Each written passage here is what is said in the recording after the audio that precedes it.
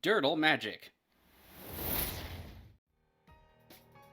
Thank you for tuning in to Dirtle Magic. Please subscribe and hit that notification bell if you like the content you see here today, and leave a like and share the video with someone you might think is interested. Leaving those likes really helps us out, but another way to help us out is by using our TCG Player affiliate link below. If you're looking for singles, sealed product, or gaming accessories, please consider using our link to support the channel. We also have some playmats at inkgaming.com. Go ahead and hit the link in the description to check those out. Alright, let's grab some spells and dirtle with some magic. Hello and welcome back to Dirtle Magic. Today we're playing some more Orcus, the Prince of Undeath. Looking at our opening hand, card draw, land, some removal. I think we can keep this. No Shalborn Apostles though, but we'll see how things get rolling. We do have our commander to recur them, and this time, try not to forget about that board wipe is something I need to do. Our first opponent with Married Landscape in play is Hallar the Fire Fletcher. 1 red-green for legendary 3/3 elf archer trample. Whenever you cast a spell, if that spell is kicked, put a 1/1 counter onto this creature, and then it deals that much damage equal to the number of 1/1 counters on it to each opponent. It can get out of hand. The kicker spells are a little bit few and far between though, so we'll just have to see how the game goes. Our turn sees a Blasphemous Act. Probably will come in handy later, we'll have to see. Luxury Suite into play and pass it off. Our commander, X2 black-red for legendary 5/3 demon. Flying and trample. When there's a battlefield, choose one. Each other creature gets -X/-X until end of turn. You lose X life. Return up to X target creature cards with 12 mana value X or less from your graveyard to the battlefield. They gain haste until end of turn. Our next opponent with Married Landscape into play also is Rionya Fire Dancer. 3 red-red for a legendary 4/3 human wizard. At the beginning of combat on your turn, create X tokens that are copies of another target creature you control, where X is 1, plus the number of instant and sorcery spells you've cast this turn. They gain haste. Exile them at the beginning of the next end step. So I have seen, was it Diona? The one that does the dice rolling? I have not seen this one too often, so I'm interested in how it will go down. Our last opponent, second main phase, has Mountain come into play, and it is Farideh, Devil's Chosen. Oh, they also have Weaponized the Monsters come down. Okay. Anyway, their commander, 2 blue-red for a legendary 3/3 Tiefling Warlock, or Tiefling Warlock. I don't know how to pronounce that. And they have Dark One's Own Luck. Whenever you roll 1 or more dice, this gets flying and menace until end of turn. If any of those results was 10 or higher, draw a card. Over to Hallar with a Forest and Nature's Lore. They have a Highland Forest come into play. It is one of those snow lands. I gotta say again, I love the snow frame in the box there. Very nice. Our turn gives us a Shalborn Apostle.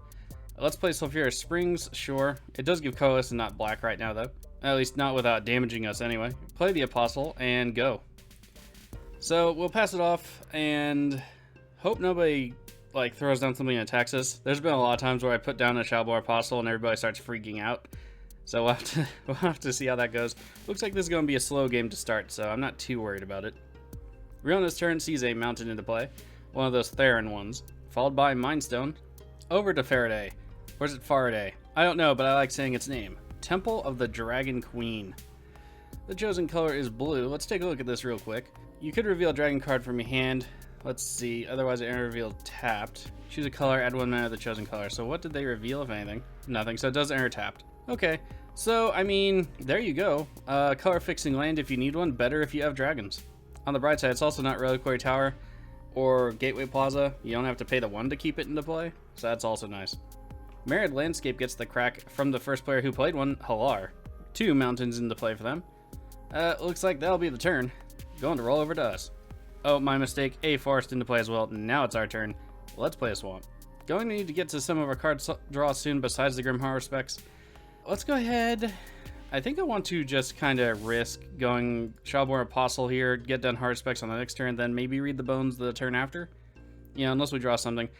Nowhere really to attack that seems that threatening. I think I'm just going to start left to right. Potentially very explosive on Rionya's side, so we'll just get in a damage early. Damage is good, they're down to 39. Roll it over. There, Married Landscape gets the crack. Should just be mountains. I think some people really underestimate Married Landscape, but I've been seeing it more and more, so I think that is starting to wane. Sometimes I even use it in 2 and maybe even 3 colored decks, depending on how heavy the mana cost is for things. And by that I mean the colored mana cost. Over to Farideh, we have a mountain into play.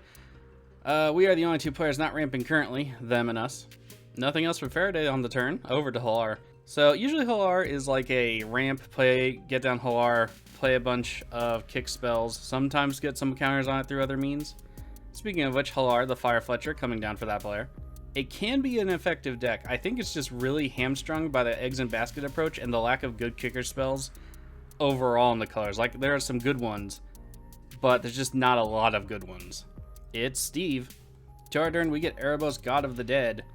I don't think we're going to have to worry about life gain this game. Let's go ahead and play a Snow-Covered Swamp. And we'll go ahead and get down the Grim Horror specs.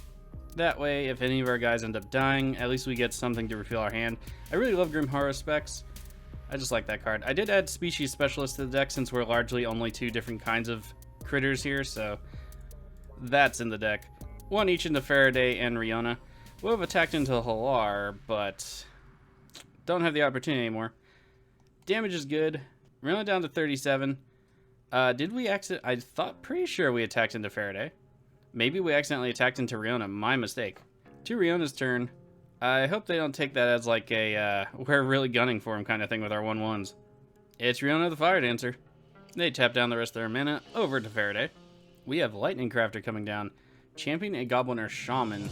Tap it, deals 3 damage to any target. Steve is getting sacked in response. I'm pretty sure you have to champion this. It doesn't have haste. They can't respond to bolt something. Although, to be fair, that ability on repeats is pretty good. And there it goes to the graveyard. Bit of a sad face there. I wonder if that was intentional. Going to check the chat. Nothing alluded to, so I don't know what happened there. Over to Hallar's turn, we have a Notvul Slumber Mound into play. Let's see what they're going to do at the turn. They do have enough mana for some early kicker spells for sure. I am worried how fast they can get out of hand over there. No attacks. Nothing in the second main. Rolling on over to us. Snow-Covered Mountain. Sure, let's put it into play. Let's go read the bones. And a Apostle and a Swamp. Do we want the Swamp? I think we can pass on the Swamp for now. Let's put that on bomb. Put the Apostle on top. Odds are we'll get a land. Nope, we get Doom Whisperer. That's fine too. Let's play another Apostle. And we'll go to attacks. I don't want to risk the Grim Harvest effects against anyone just yet except the person who's open. So let's just go ahead and attack off into Farideh for 4. They're down to 36. Let's pass it off. I think next turn, maybe get down Erebos and do a Blasphemous Act depending on how many creatures are down. Maybe just the Blasphemous Act. Keep Dead of Winter for later as it scales up. And just draw some cards. Get stuff into the graveyard so we can get our commander back. Or summon our commander rather and get all those guys back from the graveyard. I did add Impact Tremors to the deck, so that might be something we can look forward to. Rionya's turn sees that Arcane Signet come into play. I also want to add Pulveros, but besides telegraphing exactly what we're trying to do, and our deck doesn't exactly do that, our 4-drops were getting a little high. Seize the Spoils, as additional cost discard, you draw 2 cards and create a treasure token. So you do get refunded on the card you discard and one of the mana. Not bad. So I was just reading Rionya, and this doesn't have, if it's legendary, it's not legendary. Why does blue get all the cool stuff? The tokens are even temporary, come on man. Oh, we got Dockside coming down. That's only going to give 1 treasure though. Now there's something worth copying, even more mana. I wonder also if they run Burgi in there, that could be good. There's 2 more Docksides, that'll be 2 more treasure. Alright, where are they going? Both into us. I mean, we'll just take the 2, there's no reason to really sacrifice anything just yet. Mountain Valley gets a crack from Hallar in response.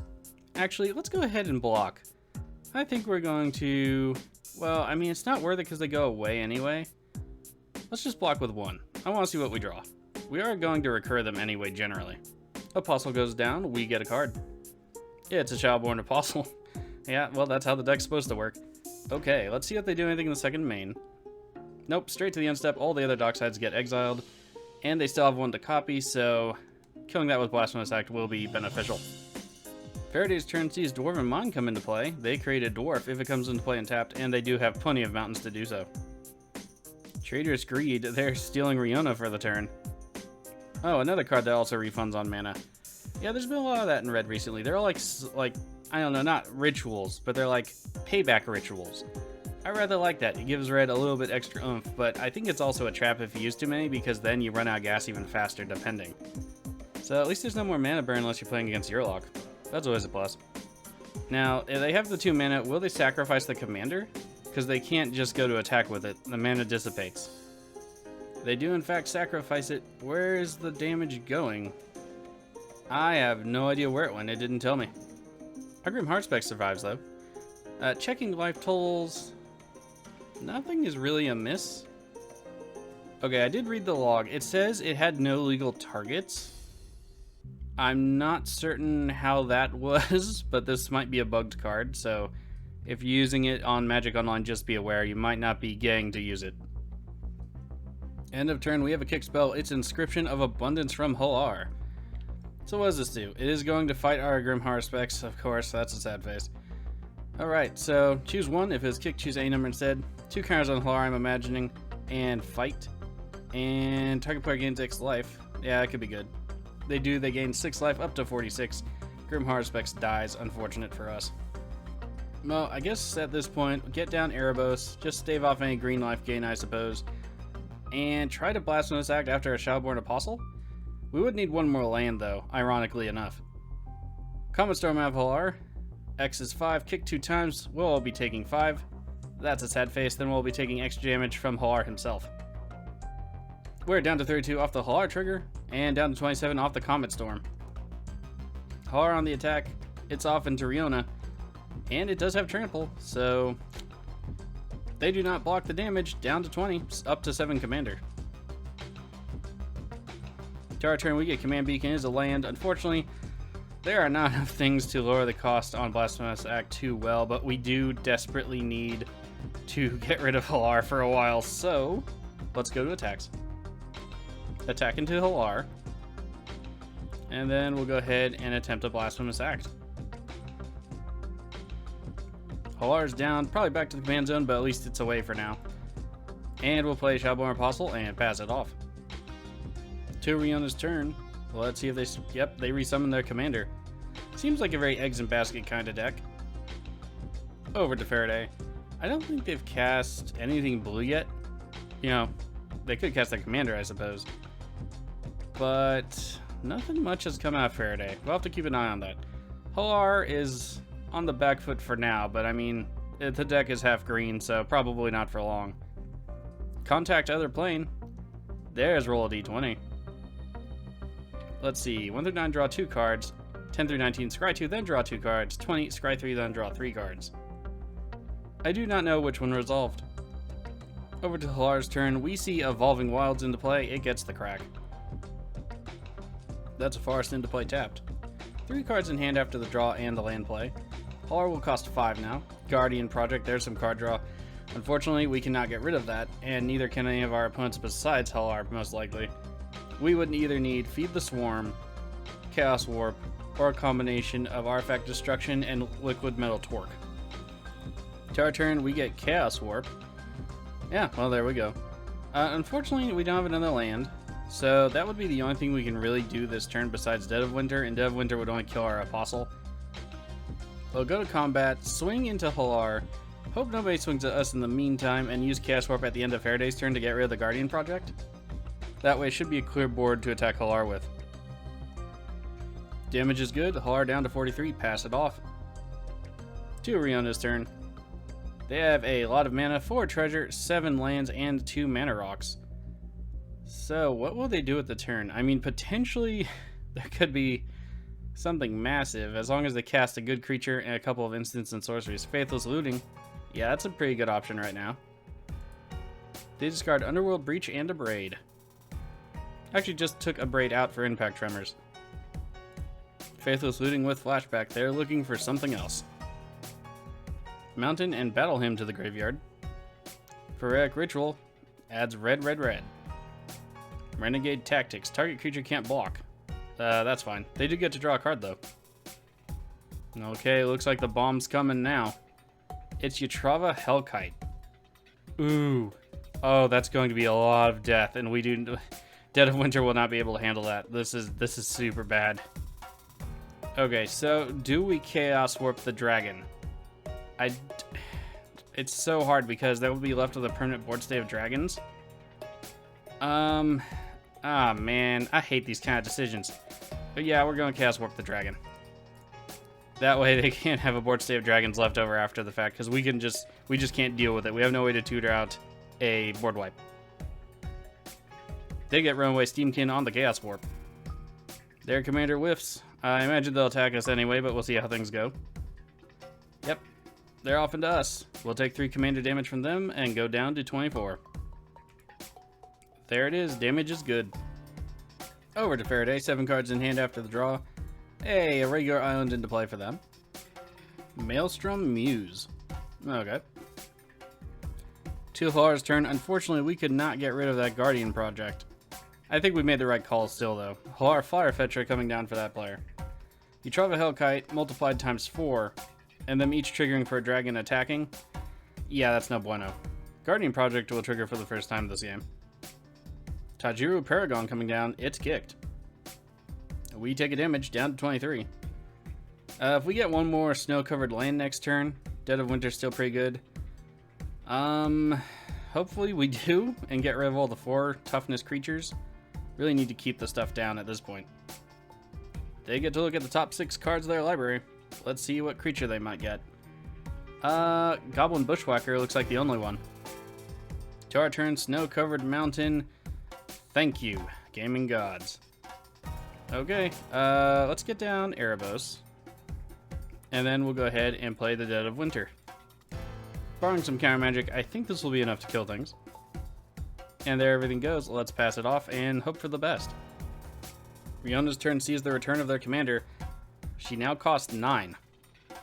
Oh, we have Disdainful Stroke out of Farideh. Oof. She now costs 11. Expressive Iteration. Look at the top 3 cards, put 1 to your hand, 1 to the bottom of your library, and 1 to exile. You may play that card this turn from exile. Fire Prophecy. 3 damage to target creature. I guess all the things were, I don't know, subpar choices? Won't do anything right now. Second main phase, we have Farideh come back into play. To Hallar's turn, we have Hullar coming back down again. Goblin Bushwhacker coming down. Hullar will get a counter and burn us for 1. We go down to 22. Their creatures will also gain haste until end of turn. I imagine we'll be taking some extra damage here. That's going to be unfortunate. Goblin Rune Blaster coming down, not kicked. Alright, let's see where things are going. Oh, actually 1 into Farideh. Okay, that works for me. We'll be taking the 2 goblins, that's 4 more damage. Sad face. Damage is good, we're down to 18. Farideh doesn't block, up to 5 commander, down to 19. We get Whip of Erebos. Oh, that would be so good if we could get a creature down with it at the same time, but unfortunately we cannot. Let's go ahead and play our commander, actually. Get back 3 Shadowborn Apostle. I think we just need some extra defense right now. We could also do X equals 3 and wipe the board with 3 life, except for Hallar. But I don't think that's going to be very good. Let's go for it. 3 Shadowborns back into play. Erebos is active, that's nice. Go to attacks. Let's go ahead and swing the Apostles at Hallar. Keep Erebos back for defense. To be fair, all they really need to do is pick off any of our creatures here, and it's not defensible, but better than nothing. Damage is good there, down to 40. Apparently we just can't get them below 40 at the moment. Let's pass it off and hope our opponents have something besides Trava Hellkite that would kill us all. We have Mindstone getting the cracked for Rionya's turn. They will draw a card. Sundial of the Infinite. Oh, so they can keep their creatures. Although let's go look at the commander. That doesn't work for Felden, I don't think. It does say at the beginning of the next end step. So, I don't know. We'll have to wait and see how that works out. They're just going to straight up end the turn anyway. Over to Farideh. Evolving Wilds into play and then cracked. Old Mage's Dominion. X equals 4. Gain control of target creature with mana value X. Damn. There goes our Whip of Erebos plan. That's it for Farideh. Over to Hallar. The loss of Erebos is terrible, and I don't think we have a way to get it back, so that is very unfortunate for us. The entire Whip of Erebos plan goes bye-bye. I don't think Farideh has the cards right now to win the game either, so I'm going to say and admit it's kind of frustrating right now. We have Fight with Fire. It is kicked, of course. Let's see, if it is kicked, it deals 10 damage divided as you choose among any number of targets instead of 5. Okay, yeah, it's going to be targeted against all of us. We are getting 3 damage. We are down to 13. Everybody's down to 13. Interesting. Okay, let's see where they're going to attack. Hallar is off into Farideh, and the goblins are off into Rionya. Damage is good. Farideh up to 10 commander, down to 8. Rionya down to 10. To our turn, we get Vandal Blast. Unfortunately, not terribly helpful. Let's get down the Doom Whisperer. And I guess we'll go to attacks. There's no way to get our Erebos back, but at least we can use Whip if we get rid of Erebos by destroying that player. So that's a thing. We will attack with Apostle off into Rionya and Orcus himself off into Farideh. Damage is good. Farideh down to 3, Rionya down to 9. Let's pass it off. Just about anything at this point out of Hallar will kill Farideh, I think. If not, we can. Hopefully they'll die before it comes our turn so we get down Whip of Erebos and survive anything Hallar does, but we'll see how things go. This is a delicate game and a dangerous one because we just weakened everyone else against Hallar, who's still sitting at 40 life. We need that Whip to stick and we need to survive. That's the big thing here. We have Impact Tremors coming down for Rionya. Yeah, we have that in the deck too. Still lukewarm on it. Haven't gotten to test it, so I don't know how good it's going to be. I mean, with our commander and a lot of mana, that works. There's Bergi, God of Storytelling. I really like that card. Unfortunately, it's just better in Storm decks, and Storm decks aren't my favorite. Impact Tremors will trigger. Everybody will take 1. Sad face. Warlord's Fury. Bergi will add some mana to their mana pool. Land into play, and then Sundial the Infinite ends the turn. Over to Farideh. Let's see what they do at the turn. 4 cards in hand after the draw. Death knocking on their door. Aberrant Mind Sorcerer. Where's the battlefield? Choose an instant source of card in your graveyard and then roll d20. You got to put it on top or put it into your hand, 1 through 9, 10 through 20, respectively. Alright, is it going to be Lull Mages? What is it going to be? I don't see any, like, mass removal. They are choosing the Lull Mages Domination. That's unfortunate. Farideh will trigger for the first time this game, and a long time waited it was. Okay, so the Lull Mages Domination did go to the top of their library, so we won't have to worry about just now. Not that they had the mana anyway, but potentially, because of that cost reduction, they did, but they'd still have to put something into X. So, I mean, they could have stolen one of our Apostles. That's a thing. Or Impact Tremors, perhaps. Okay, we could be taking 3 from Farideh here because it does have Menace and Flying. I'm hoping they swing into Hullar, maybe. Oh, no swings at all. Okay, that works for me. Probably going to go over to Hallar. Yep. And hopefully they don't burn down the entire table. They have straight up Overload. Destroy target artifact mana value 2 or less, but it is kicked. So destroy it if its value is 5 or less instead. Yeah, that's not terrible. And there Farideh goes. Erebos through our exile zone. Unfortunately, no way to get him back. Over to Hallar's turn proper. That was at the end of Farideh's turn. Alright, let's see what happens. Probably lots of death. Centaur Wood Readers. Hallar is going to get another counter. We'll be taking 4. So yeah, 1 more spell and we're dead. Sad face. And there's Velderoth. Yep, and we are dead. Go ahead and give it to the... I think I'm going to give it to the Rionya player. It was kind of cool what the deck was trying to do. That Yatrava Hellkite thing probably would have won the game for him. Good thing we had Chaos Warp. Unfortunately, we couldn't get rid of the Guardian Project being Rakdos. We don't have a lot of enchantment removal. And unfortunately, we also had our Erebos stolen, which put us a turn back on developing with the Whip, so what can you do? And there it is. Everybody gets a point, but 1 person gets voted more points, and that is the Rionya player. Let's go ahead and take a look at the deck. And here's the deck. Still 19 Shadowborn Apostles. I was thinking of taking out Vandal Blast before the game. I guess... ironically, it wasn't useful this game, but it is still pretty useful, especially with the Liquid Metal Torque, just to get rid of enchantments. So I think I'll keep it in regardless. New additions to the deck, we have Zulapur Cutthroat, Impact Tremors, and Blood Artist all back into the deck. Figure if our stuff is going to die a lot anyway, a lot of people like destroying those Apostles so we can't get to 6, because they fear probably like Razakath. Then might as well make them suffer for it. Impact Tremors, same thing with our commander. Probably get 3, 4, 5 damage to each player, plus incidental damage throughout the game. Not so bad. Tried to add Pofros, like I said earlier, but as you can see, we have a lot of 4-drops, especially after I added Species Specialist. So that way it would come into play. If there's a lot of humans, we choose humans, because it counts everybody's. And if there's not, we can choose humans or demons or whatever we have going at the time. I haven't gotten to test it, but I think it's a good include. Also back in the deck is Sir Conrad the Grim over Massacre Girl. We do have 4 wipes in the deck. 2 of them do rely on snow, but we have all snow lands besides our non-basics, so it's not too bad. Plus, one of them recurs something and one of them's a 3-drop removal, so not that bad. But this will help us feed our graveyard. As we take stuff out and stuff dies, we can do even more damage. So it's kind of in the same line of Impact Tremors, Cutthroat, and Artist. Also had a few new demons. Did add Dream Devour just so we have a demon on the low end. And it does give our guys Foretell, and it's a 0/3, so it's an okay blocker. But we can foretell something and just kind of store our hand away if we really need to. And I added Demon of Dark Schemes. It's kind of like another board wipe. Comes into play, and then we can pay stuff. Energy, specifically 2 in black. Target creature from graveyard gets reanimated under our control. Not terrible. Plus it's another demon to add to the demon count for Liliana's contract.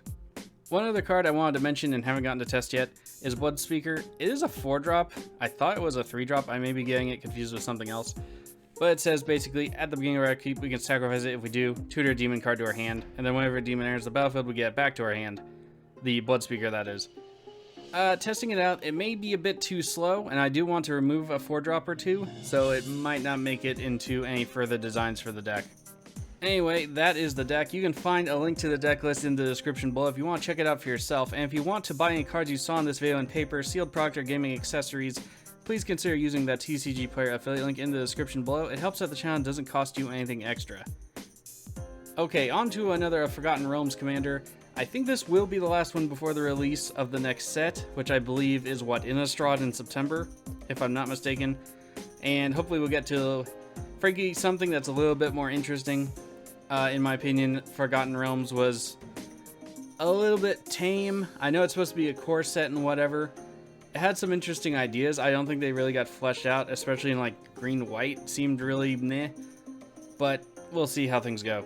In either case, until the next game, stay safe out there.